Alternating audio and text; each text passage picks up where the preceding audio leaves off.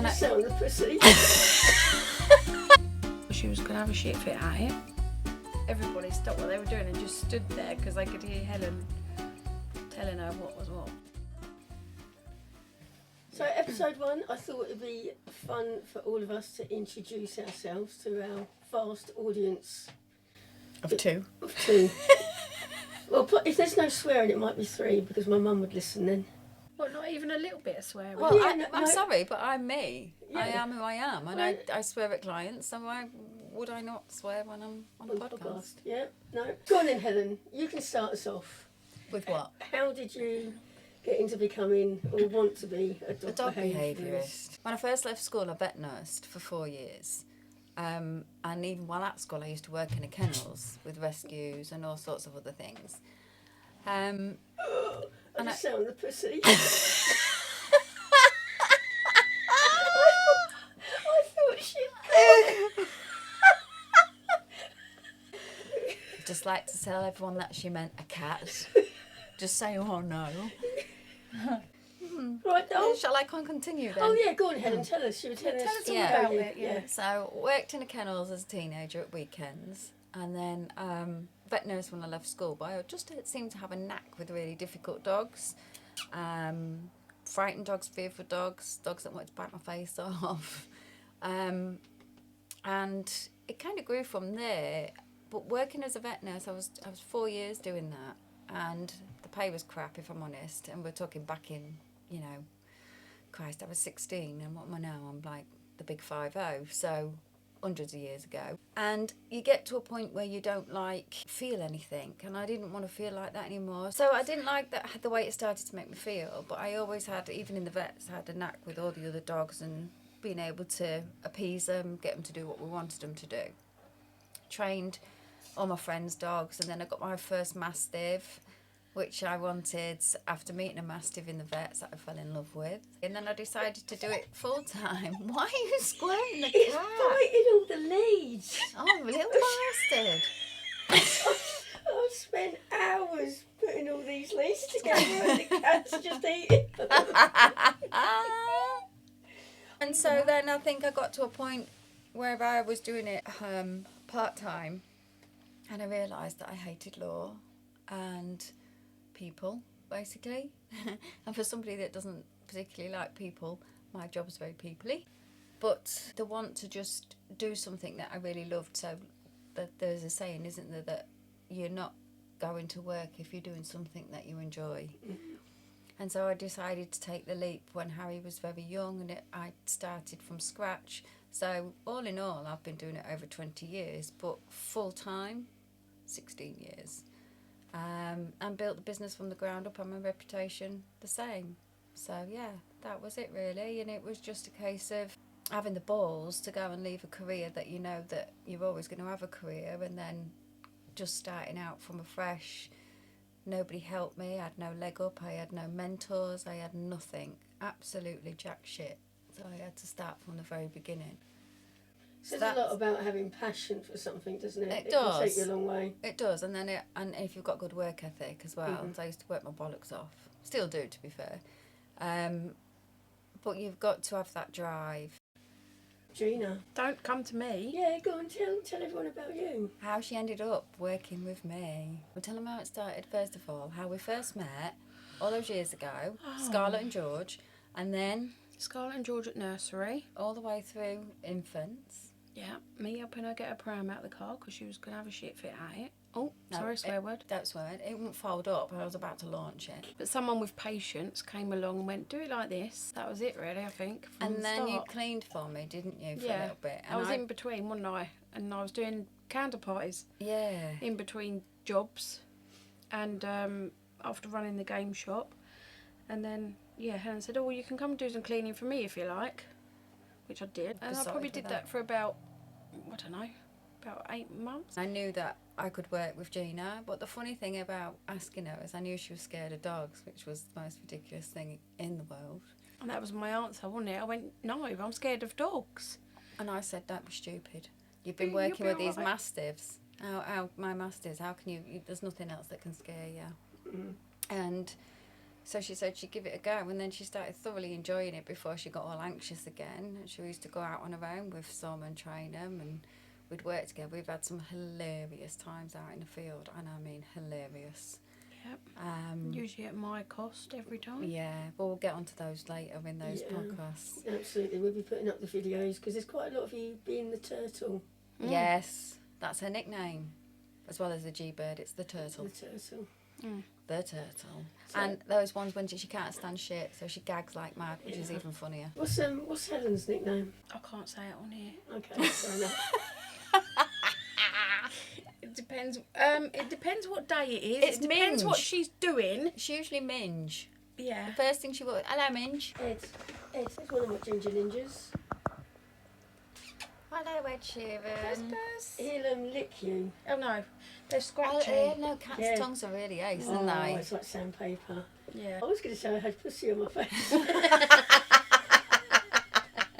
But yeah, I woke up to her licking my face last night, but it did the same. Oh, bless. Oh, yes. So that's about Gina and I. So what about you, Ems? It all come about from sad reasons, really.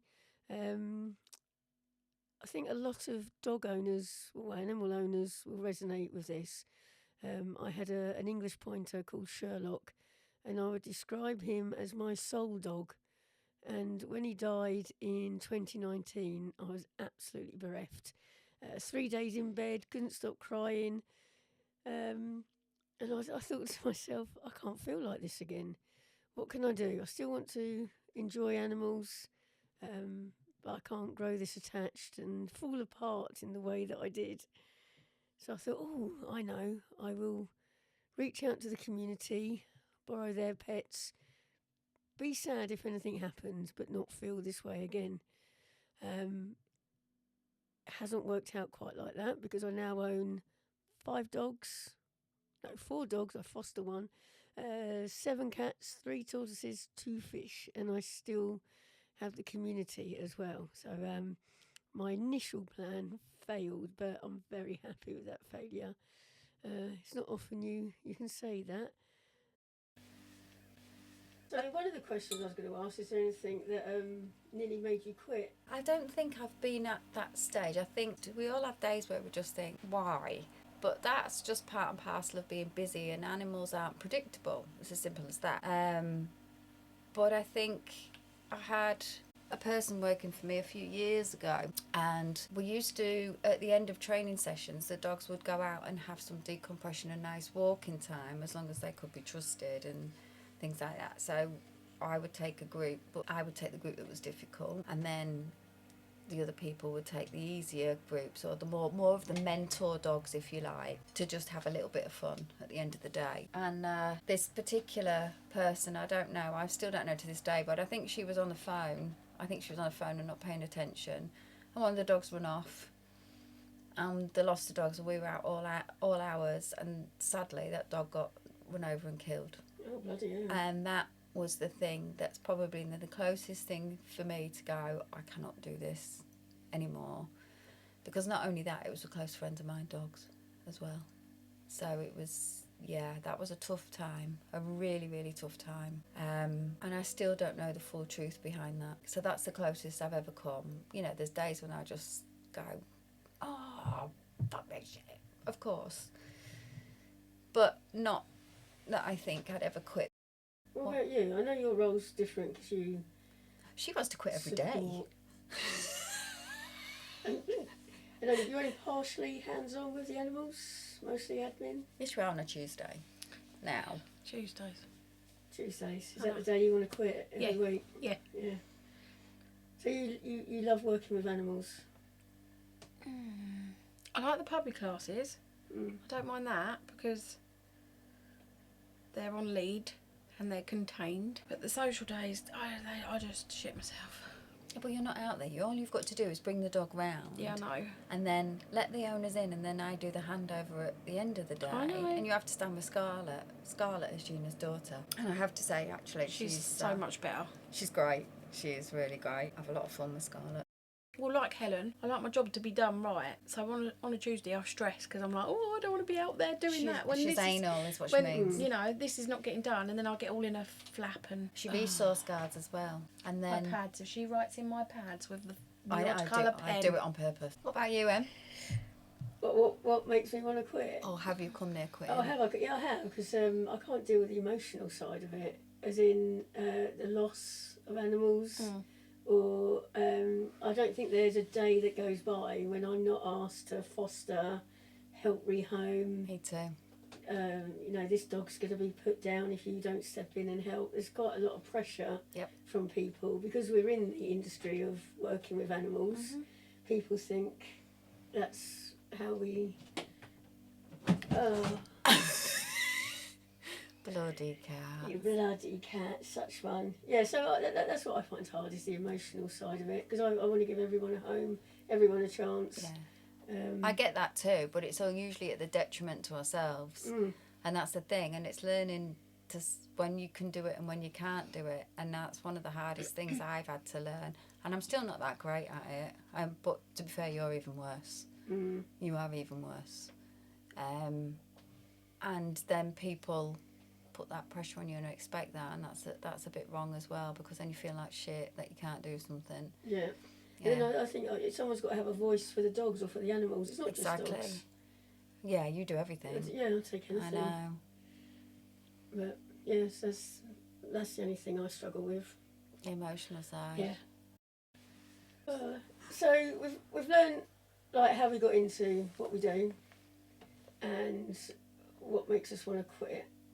Why are we doing this podcast? Because we're hilarious. Who is that? Who is that? Why are you doing this podcast? Why am I doing it? I'm doing it because I think people need realism and not this Instagram versus reality and this TikTok shit. I don't do TikTok. I love TikTok. There is so many trainers on TikTok, and there are so many trainers on Facebook and Instagram that have like thousands and thousands of followers, but it's all bollocks. It's all quick fixes. It's all bollocks, and that's why I refused to do my own TV programme in the end when we was at Practical Junior, and I did some filming for it. But I wanted it to be real, the real life. Watch it from the beginning, like a day in the life. It was almost like, you know, you're following everything we do every single day. Different dogs, different stories. Why? How's the heartbreak? Do things escape? Yes, they do. Do I get bitten? Very occasionally. Do, you know, things... Just life, real life, and they don't want that. They want everything's Amazon, didn't they? Though everything's Amazon Prime, and I want it all the next day. And so I refused when they said they wanted to do it like, you know, like the rest of the shit that's on the telly, like dogs behaving badly and all that lot. For me, that's why I refused to do mine in the end, because they wanted it to be, oh look, there's a dog that does this, and then now look, it doesn't do it. And never mind all the hard work in shitting, between, flying, fur, bullets, swearing, God knows how many times it's gone wrong, and the patience consistency, and especially with reactivity, you know, that's what I say. Everybody goes, oh, got a reactive dog, okay, well Helen will fix it. No, Helen can't fix it. Helen will give you the foundations, I'll make it move forward, we can do lots of different things with it, but it's time, patience, consistency. So I wanted to do the podcast because I was driving along to work, and I was thinking, do you know what? I never ever get the time to learn very much about dog behaviour. That's bollocks. You're always on the WhatsApp to me. Yeah, well, there is that. But, you know, and I don't listen to music. It's all stories. I thought, oh, wouldn't it be great to have someone in my ear roll whilst I'm driving? And I couldn't think or find anyone, which, like you say, keeps it real. I don't want all the polish. I want to know what it's really like, what I really need to do. So why not make the podcast ourselves? Yeah, and it's a great idea. And don't forget to tell everyone that you're a tech turd. Oh yeah, I love tech. Yeah, so that was the other I love reason. a spreadsheet as well. If anyone needs a spreadsheet. She loves a spreadsheet. God, does she love a spreadsheet. Can we play a game now? Oh, God. Oh, go on if you want to. I do. I want to do... I need a wee though, but go on. Do you? Yeah. Right, let's do this quickly then. All right. Things you can say while training your dog, but not on a first date. Don't wipe your ass along the floor. Come here. Will you get down?